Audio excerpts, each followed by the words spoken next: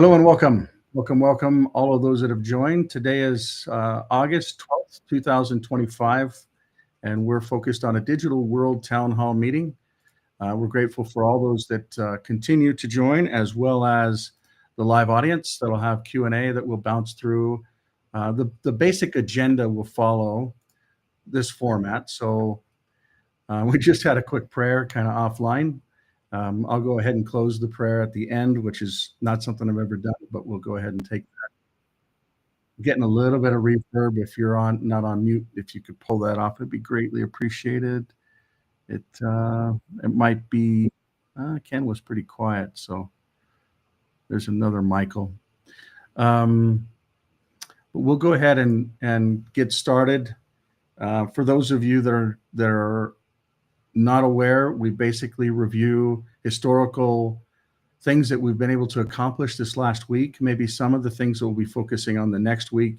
If there's a question or something around viability or direction, we'll bring that up, or let folks just kind of see it as we're developing in real time. And then just any kind of question and answer that folks might have. So we're grateful for all those that are here, especially those that are helping from a support and host standpoint. We're grateful for the understanding that really not just in the physical world that we get to live in, and as the digital world or elements evolve, that we basically have the opportunity to be spirits in these physical bodies and connect all of this together in the body. We understand that, things are all created spiritually before they're created physically, and we're grateful for the opportunity to play in that role.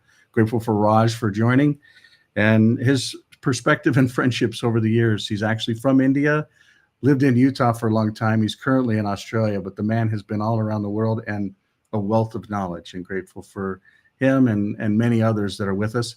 As a reminder, this is a private membership association, and some of the things we'll talk about are definitely forward-looking, but they're all in reality.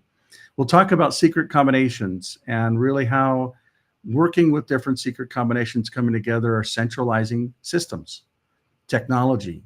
There's a private side, there's a public side. We'll go through the details of it, and we'll talk about how decentralized systems will literally change the path, or at least create a parallel path for humanity to actually have choice and potentially have freedom. Well, we're trying to turn that potential into reality. The way that it works is you have derived keys, or I should say you have keys that then have derived keys that basically create your world in the digital world, connecting the physical and digital worlds together through decentralization, starting with identity, then tying in keys, then tying in payments in that process.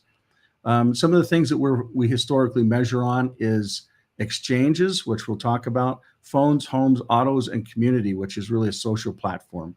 I'd like to announce this last week, we've made massive progress within the Utah Life environment, as well as the Utah Life app is now available on Apple. So if you have an Apple device, whether it's an iPad or an iPhone, feel free to download Utah Life on it. And that basically is your gateway into not only a wallet and payments and assets, but really the future of governing yourself from a decentralized approach. So again, just go to your Apple store or whatever you call it, whatever they call it, and download Apple or Utah Life. One of the other advancements, in addition to some of the dispute sides of things, is the voting sides of things. So we'll show that actually in a live demo, probably next week, but that has also been accomplished, as well as the Beaver County meeting did happen. So you'll notice that there's actually a couple different commissioners here, not just the commissioner from Utah County, Amelia Gardner, but the commissioner from Beaver County. Beaver County is 1/10 of the size of Utah County, and we're grateful for their open hearts and their open minds. I won't go through the details of that meeting, but all I can say is 2 thumbs up and moving forward in many, many material ways. What I found was very interesting was right across the street was actually a courthouse. It actually looks like this on the left. This courthouse actually was there in the 1800s. And this court, actually, folks would come from the areas of Arizona, California, Nevada, and Utah, which were not all of them were in statehoods. To actually come here, there was a prison or a jail just down in the basement here. We were able to walk through all of it. But what I found was interesting was the folks that were here, why and how to the left is a jury, and also that there's two flags here. You've got a normal U.S. flag and then a flag that's actually based upon colonial courts and law with a red or gold fringe around it. You'll notice that in the state of Utah. This court was actually operational before the state of Utah was actually had its statehood, which was very interesting. And the State Bank of Beaver County was actually there. Whole nother conversation. I won't go through the details of this, but you can kind of get a sense of maybe a digital asset that represents real world assets. You also kind of see where things that right in the middle of the new court and the old court was this sign. So it was very interesting to see kind of how that came together. Also the physical and the digital connecting up with very interesting ties. And then this last week, we also had an opportunity to meet with some folks that are in the carbon world, the biochar world, and in some credit world, and namely around tax credits. You'll see the governor there on the top right, and they're basically taking here in Utah and many parts of the world, there's fires all over the place. And many of them are not contained, but the skies end up reflecting that when you can see the sunsets are actually very beautiful, but that's stuff inside of the air. This system that you see behind them keeps that stuff from burning into the air. And they basically take out the old dead trees. Maybe they've got beetle, maybe they've got different infestations, but they basically pull them out and they make homes out of them. Homes with no nails, homes with 100% wood, homes with wool in the walls, wool in the walls. I know that may sound weird, but this has been going on for a very long time, and they're wonderful homes. I'm talking, $10, $20 million homes, high-end homes that people understand the value of construction and living environments. But they're not all that expensive. Some are just simple and modest. But in all reality, the waste that comes off of those wooden homes from the dead trees is burnt inside of this in a way that biochar comes out. And biochar has lots of benefits. But one of the unique things is actually measuring the credits that come off of it in the new digital world, which we'll talk about, particularly within the Utah life environment. This is actually Amelia and another wonderful gentleman. This is Sam, and we're going to jump into. I won't talk about Sam, but we have another meeting with Sam tomorrow. He's very key when it comes to anything ID. So decentralized ID, this man will actually enable. His name is Sam Smith, and he's done some phenomenal things when it comes to identity, as well as really the world will connect him into ownership as well. For those of you have not been able to digest the Genius Act of 2025, this is actually the actual act. And I'm going to pull open something that was very telling about it. But on one hand, I want you to listen to the words, but on the other hand, I want you to be able to use your own discernment and see truth from error, but also see a similarity, as I actually personally have researched some of the claims inside of this and found them to be true, also concerning, but in all reality, at least, I hope this isn't the case, but I've done my best to try and embrace President Trump, even when he was in kind of the midterm structure between his presidencies. And I really do like not just how bold he is and what he's doing, but the things that he's doing around the tariffs. Hopefully, if you were able to just drive tariffs and remove taxes, it puts government kind of in the collection stage of the value that the whole adds, and not taxing the individual or enslaving the individual. So I really love those elements. But a lot of these other things, and I don't know, maybe he signed this Genius Act not knowing or understanding what it really was, but we'll dig into some of those elements. And I'll do it with just a different perspective from someone else instead of me basically going through it on my own. Actually, I don't want to do that. I usually don't use these apps, but so here we go. Will make the world prepare to receive. This new law will make the world prepare to receive the Antichrist. What happened on July 18th, 2025 may have changed the trajectory of human history forever. And here's what's shocking. Most people have no idea what actually took place. The official story sounds innocent enough. President Trump signed something called the Guiding and Establishing National Innovation for U.S. Stablecoins Act, also called the Genius Act. Politicians praised it as making America the crypto capital of the world. But here's what they didn't tell you. This law creates something that has never existed in American history. A federal regulatory framework that gives the government unprecedented control over digital money. And when I say control, I'm not talking about the kind of regulation we're used to. You will be shocked when you find out the 5 ways this act is very similar to Revelation 13. Reason 1. The power to seize, freeze, or burn. The Genius Act gives the government the power to seize, freeze, or burn digital currency. Let me read you something directly from the Genius Act, and I quote, "All stablecoin issuers must possess the technical capability to seize, freeze, or burn payment stablecoins when legally required, and must comply with lawful orders to do so." Did you catch that? Seize, freeze, or burn. Not just freeze your account, they can literally destroy your money, make it disappear forever. Now, most people understand what seize and freeze mean. They take your money, or they prevent you from using it. But burn? That means they can destroy your money.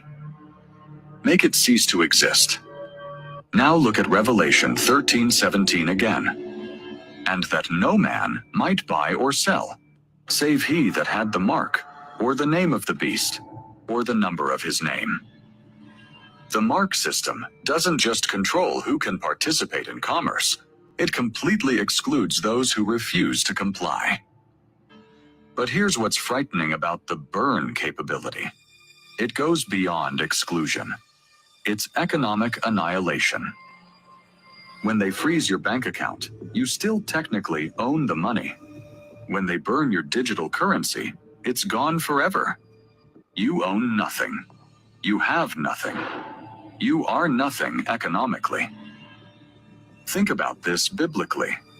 In 2 Thessalonians 2:4, Paul describes the Antichrist as one who opposeth and exalteth himself above all that is called God, or that is worshipped, so that he as God sitteth in the temple of God, showing himself that he is God.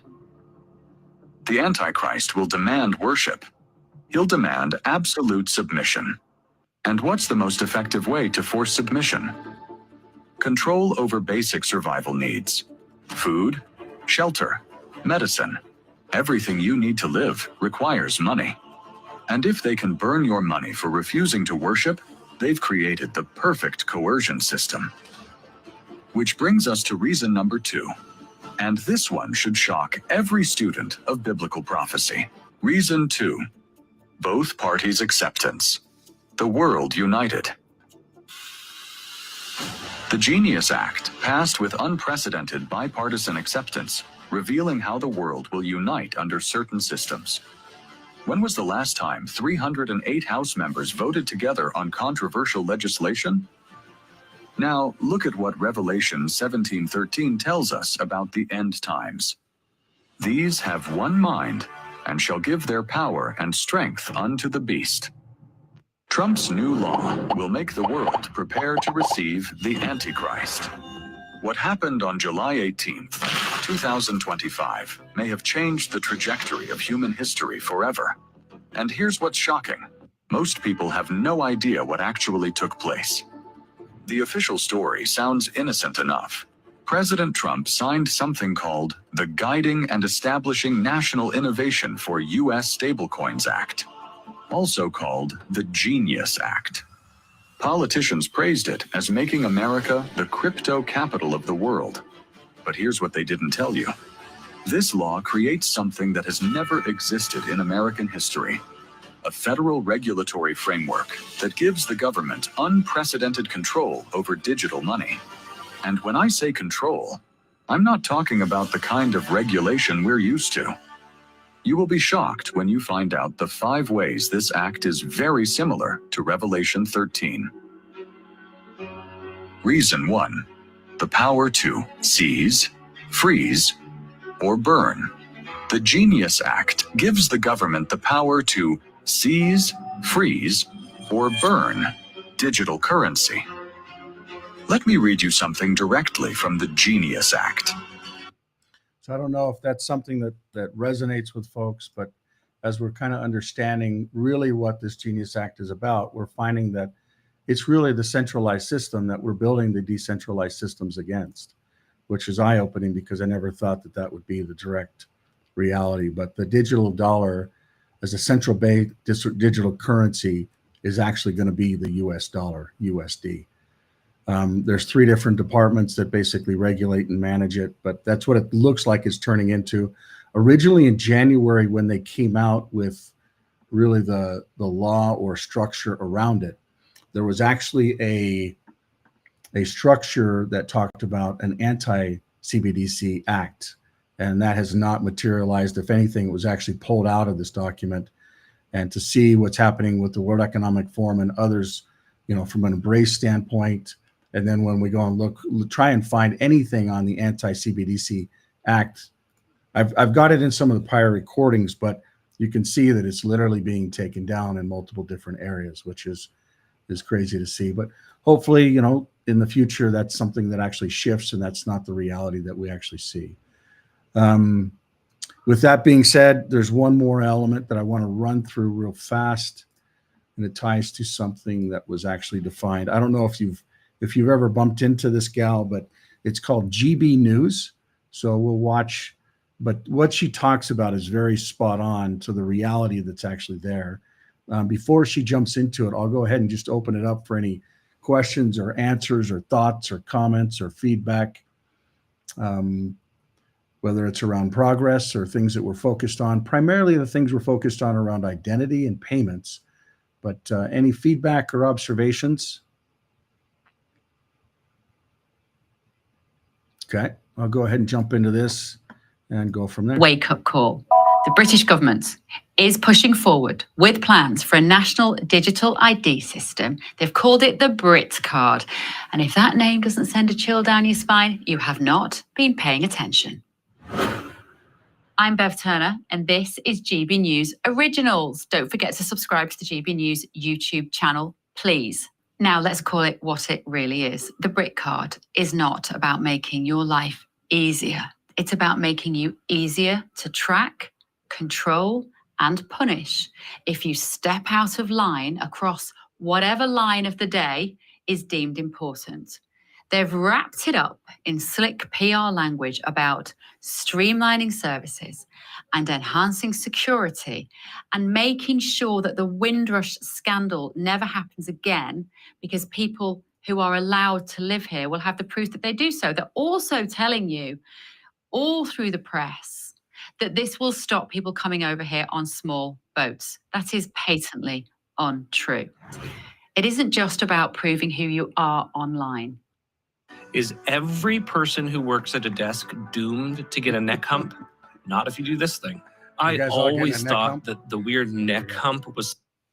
That all sounds rather lovely. This is about building a centralized, state-controlled digital identity system that could be used, will be used, to link your finances, your medical history, your travel movements, your social media activity, even your social activity in real life, and more. It's quite frankly a digital dog tag. And once it's clipped around your neck, you will not be able to take it off. So let's start with the basics. What is this Brit Card? According to leaked briefings and government statements, and frankly, any of us who've been paying attention knew this was coming, the Brit Card is going to act as a unified digital identification that every British citizen can use to access public services to prove their identity and eventually... Now, I know we've got folks on the live call from New Zealand, from Australia, and you've already been dealing with this. It's already been enacted. It's already been pushed through. We saw it, you know, and also I'd say Canada has elements of this already being pushed through. but this is actually over in Britain, and we're in the second phase of it, so to speak. So it's not just test it and see what happens in Australia and New Zealand or Canada, the Commonwealth countries, but it's actually happening. The identity side of it's happening in Europe. Here we go. Though they won't say this part out loud, link with your banking, your health, and your travel movements. They're calling it optional for now, but we've heard that line before. Remember vaccine passports? Yes, I do. They started as a temporary solution, but within weeks, you couldn't get into a pub or fly abroad without one. Make no mistake, the Brit card is the foundation of a surveillance state. Once in place, it will become incredibly easy to expand, quietly, incrementally, until it is essential for anything you want to do. You want to apply for a job? Brit card. Rent a flat? Brit card. Take a train? You guessed it, Brit card. And once that is normal, it is no longer this so-called card. It is a digital chain. It is invisible, but it is ironclad. The sales pitch, of course, for this is it's all about security and efficiency. The government's narrative is all very slick, and they will say this is to reduce fraud. They'll tell you it'll make accessing NHS services easier or help you prove who you are when applying for benefits. All of that sounds great until you realise what you're giving up in return. A centralised ID, like the Brit card, will track everything you do. So when you check in to the GP surgery, the government will know. When you make a payment, when you log into a website, when you get on a train, imagine a digital record of your daily life monitored by both public and private entities. Your movements, your choices, your health, and critically, your opinions. Now, we've heard this before, right? We've been talking about this becoming the reality, and here it is. Any thoughts or comments or feedback? I mean, we've got a reporter that's actually seeing it. That's the first time I've ever seen someone that really gets it. That's actually documenting. I know it's probably not on live TV, but any thoughts or comments?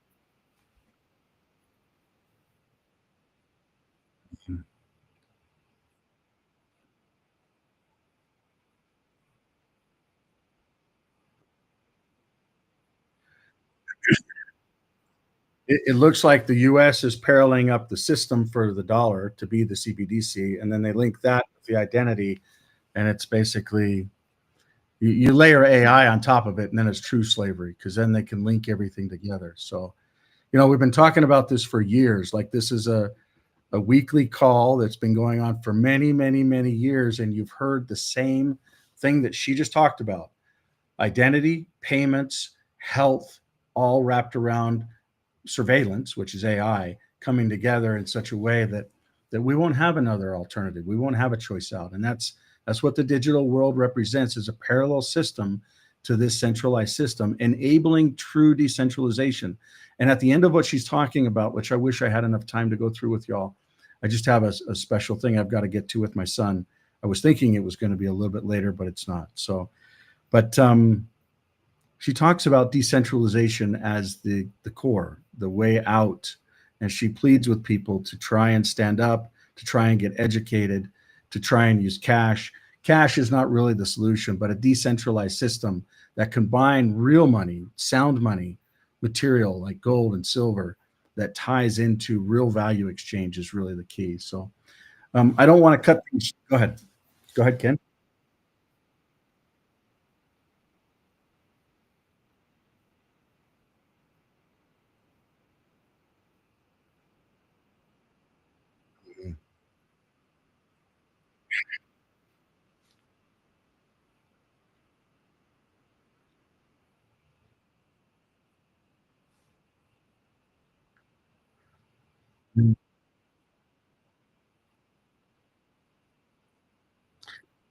You're absolutely spot on. Like just absolutely spot on. As a matter of fact, there's a document. This is what people should ask.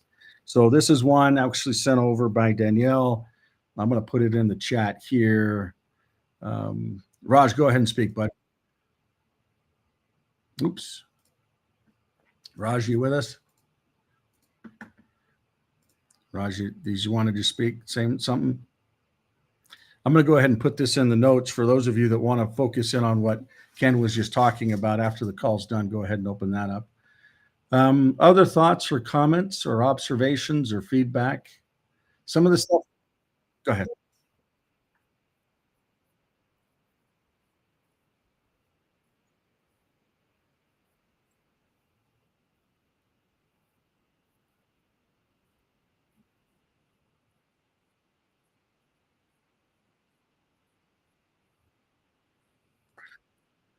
No, I would actually say, and this is crazy, and this is what I was trying to make the point of, the CBDC is actually USD. It's actually USD. So there's no scaling it out. It's what everybody already has. Does that make sense? I shouldn't say everybody because I know you don't use it. You use the Australian dollar, and Danielle uses the Canadian dollar, and Adam uses the New Zealand. I know we've got like 5 different currencies on here, but the USD is very prominent globally. As an American, even living abroad, it was very interesting to see how ingrained it is, and to put the US dollar or USD in the middle of the digital ecosystems with CBDC. I didn't see that one coming, to be honest with you.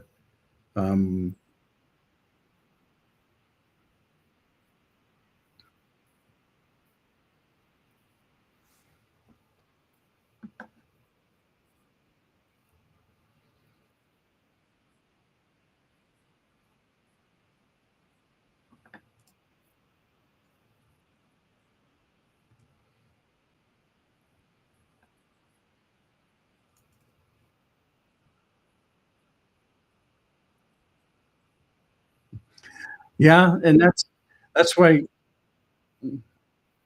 we do our best to try and explain it, but really what you've got to do is you've got to get a system that people don't even need to talk about it. It's like what happened with Gmail back in the day. People just had another solution. They didn't need to really talk a lot about it. They just had another client.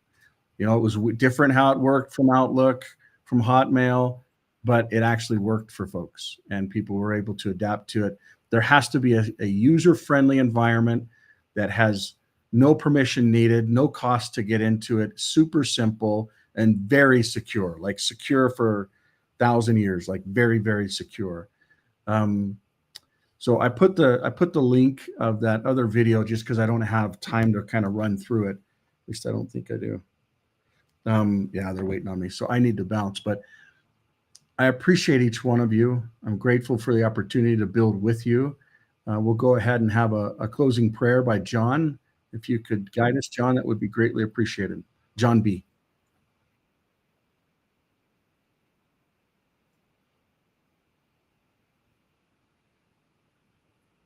We got you, bud.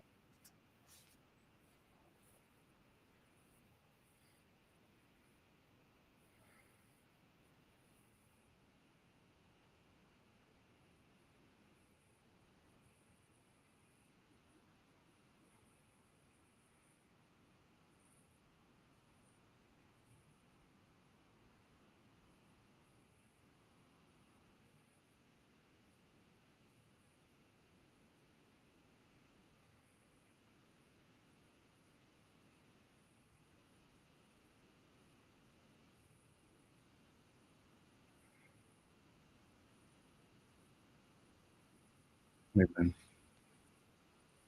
Thank you, John, and thank you all for being here. And we will see you next week at the same time. And we're in the middle of it. This is it. There's no redo for this. We've got to stand the system up. And I think this next week's going to be a key week. We appreciate your love, your support, your prayers. And just like John said, may wisdom be with us all. Much love. We'll talk to you later. Go to.